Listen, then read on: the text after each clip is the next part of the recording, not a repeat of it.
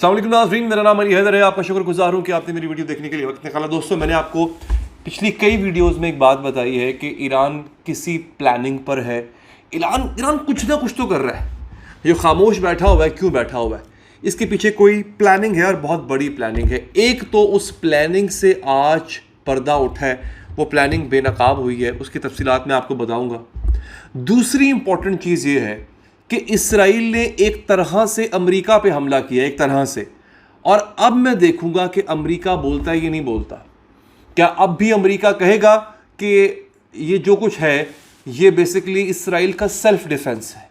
अब इसराइल ने अमेरिकी शहरियों को मारना शुरू कर दिया है।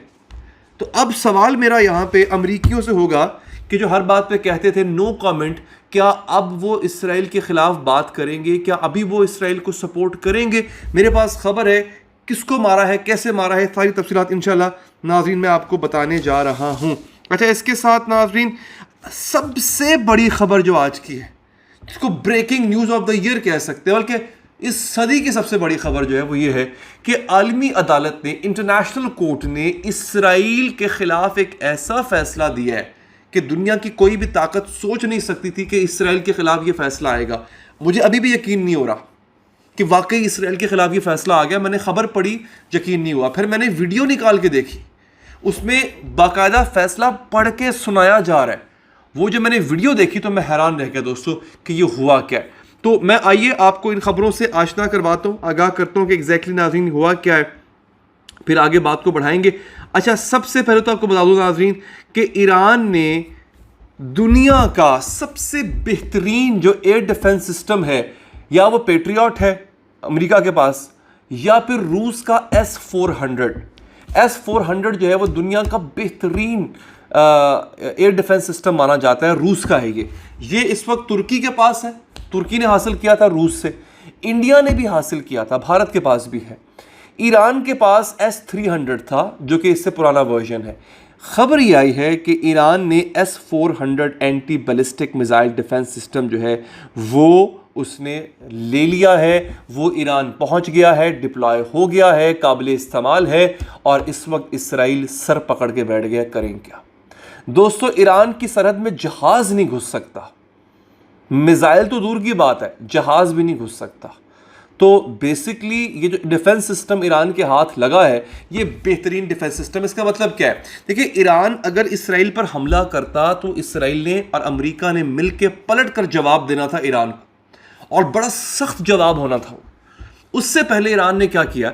ईरान ने पहले अपने आप को सिक्योर किया, उससे पहले अपनी चीज़ों को सिक्योर किया, अपने लोगों को सिक्योर किया, और अब वो हमला करने की पोजीशन में आ गया है। दुनिया का बेहतरीन एयर डिफेंस सिस्टम हासिल करने के बाद ईरान इस पोजीशन में है कि वो इसराइल को अब नाकों चने चबवा सकता है।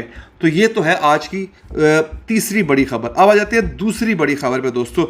US सिटीजन जो है, एक अमेरिकी शहरी लड़की, जवान, उसकी गालिबन उम्र जो है वो मेरा ख्याल है बमुश्किल उसकी 1998 की पैदाइश थी उसकी, तो 26 साल उसकी उम्र होगी, बमुश्किल 25-26 साल की उम्र है लड़की की।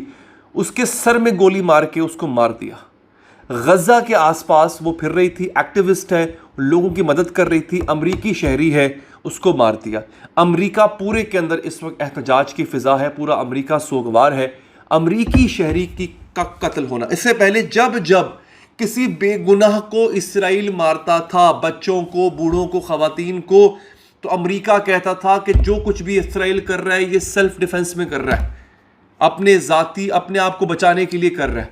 अब एक निहत्ते अमेरिकी की जान लेने के बाद आप मुझे बताएं कि अमेरिका के पास का कोई जवाब रह गया है कि वो ये कहे कि जो कुछ कर रहा है इसराइल वो अपने सेल्फ डिफेंस के लिए कर रहा है? अमेरिका इस वक्त नाज़रीन मुश्किल में फंस चुका हुआ है। अब आ जाते हैं आज की सबसे बड़ी, सबसे अहम खबर के ऊपर दोस्तों। ये मैं आपको कुछ सुना भी देता हूँ।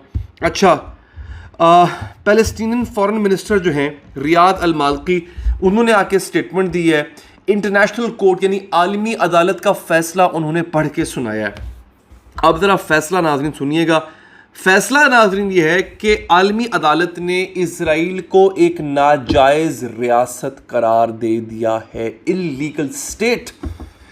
ये बहुत बड़ी खबर है, आज की सदी की सबसे बड़ी खबर है। जिन जिन ममालिक ने इसराइल को तस्लीम किया हुआ था, सिफारती ताल्लुकात थे, आलमी अदालत इंसाफ कह रही है कि ये एक इलीगल स्टेट है, नाजायज स्टेट है, इसका वजूद ही नहीं है, इसका वजूद कोई माने ही नहीं रखता। तो क्या वो तमाम ममालिक जिनने सिफारती ताल्लुकात बनाए थे इसराइल से, क्या वो सिफारती ताल्लुकात कायम रख सकेंगे? दोस्तों ये ज़रा सुनिएगा। This is a watershed moment for Palestine, for justice and for international law. Israel's occupation has been declared unlawful. Israel की जो कब्जा था उसको गैर कानूनी करार दे दिया गया। सुनिए आगे। By the World Court, which has stipulated that it must be terminated completely. उसने ये भी कहा है कि जहां जहां इसराइली आबाद हैं वो तमाम घर गिराए जाए। ये बहुत बड़ी खबर है। And as rapidly as possible. The court also found that illegal Israeli occupation violates the UN Charter, human rights and international.